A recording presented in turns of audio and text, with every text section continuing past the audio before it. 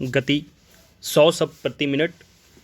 Dictation शुरू होने में समय शेष है 5 सेकंड। Ready and start. उपाध्यक्ष महोदय, मैं समझता हूं कि अब तक इस वैदेशिक नीति पर न केवल इस ओर के सदस्यों ने ही बल्कि दूसरी ओर के सदस्यों ने भी प्रधानमंत्री जी को धन्यवाद दिया है, इसलिए मैं अपनी तरफ से धन्यवाद देकर उनका बोझ बढ़ाना नहीं चाहता। इसमें कोई संदेह नहीं कि इस सदन के सभी सदस्य, चाहे वे किसी भी पार्टी से संबंध रखते हों, इस बात से पूरे सहमत हैं कि हमारी विदेश नीति ने संसार में हमारा सिर ऊंचा उठा दिया है। हमने पंचशील के सिद्धांत को संसार के सामने रखा है।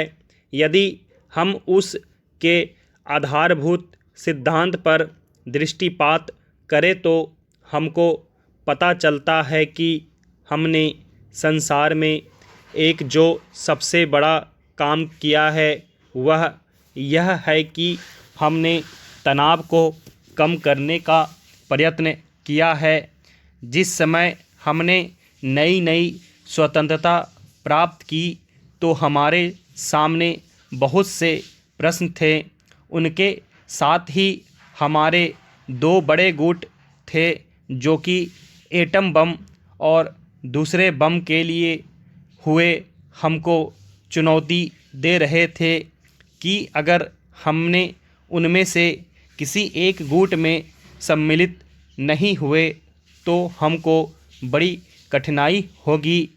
उस समय भी हमारे प्रधानमंत्री ने हमारे देश की वैदेशिक नीति को इसी स्तर पर रखा जिसके कारण आज हम संसार में अपना सिर ऊंचा उठा सकते हैं।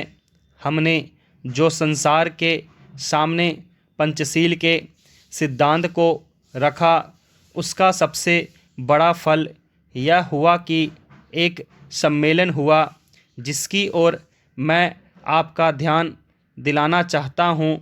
इस सम्मेलन में बड़े उत्साह के साथ संसार के 29 राष्ट्रों ने जो कि एशिया और अफ्रीका से संबंध रखते थे यह घोषणा की कि हम संसार में तनाव कम करना चाहते हैं और साथ ही हम यह चाहते हैं कि संसार में जो विभिन्न सामाजिक और आर्थिक नीतियां हैं वे साथ साथ चल सके। हमारी वैदेशिक नीति में जो सबसे महत्वपूर्ण चीज़ है वह है सह अस्तित्व की भावना।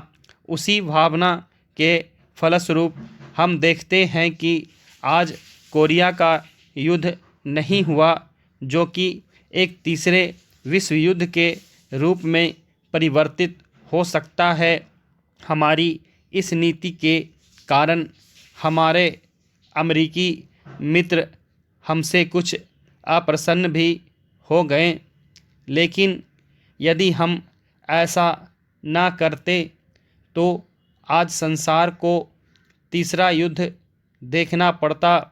मैं बहुत ज़्यादा समय नहीं लूँगा, थोड़ा ही लूँगा। उपाध्यक्ष महोदय, मैं निवेदन कर रहा था कि जब हम कोई प्रश्न उठाए तो यह देखें कि हम इसमें से कहाँ तक बढ़ा सकते हैं। किसी चीज़ का मूल्य क्या हो, महंगी पड़े या सस्ती पड़े, इसको हमें विशेष नहीं देखना है। गांधी जी ने कितनी ही बार हम लोगों को यह बात समझाई कि मूल्य किसी चीज़ का रुपये पैसे में क्या है, यह कोई महत्व की बात नहीं है। आप जानते होंगे कि एक वस्तु जो कि हमारे देश में बहुत सस्ती मिलती है, वही वस्तु दूसरे देश में महंगी मिलती है। इतना निवेदन करने के बाद अब मैं श्रम विभाग की जो रिपोर्ट है उसकी एक मद की ओर तुरंत आ जाता हूँ। जैसा कि पहले मैंने कहा, मैं समझता हूँ कि हमारे इस श्रम विभाग का महत्व दिन प्रतिदिन बढ़ेगा। बहुत से प्रश्न हैं जिनकी तरफ आपका ध्यान भी नहीं है, उन प्रश्नों को आपको लेना पड़ेगा। आज आपका श्रम विभाग अधिकतर औद्योगिक श्रमिकों की ओर ध्यान दे रहा है।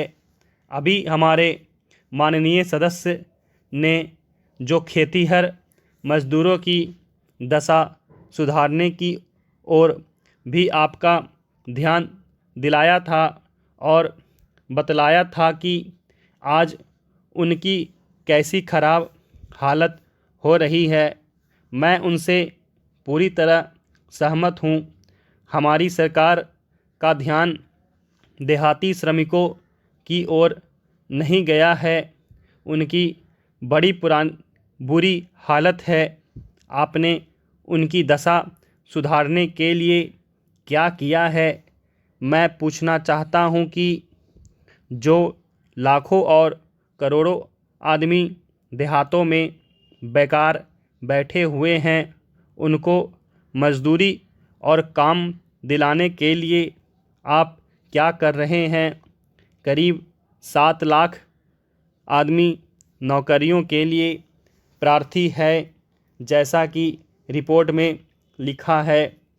इनके अतिरिक्त कितने ही लाखों और करोड़ों आदमी देहातों में बेकार बैठे हुए हैं और कितने ही आदि बेकारी की हालत में हैं और श्रम विभाग उन बेकारों और आधी बेकारी वालों की संख्या पता लगाने में असमर्थ है।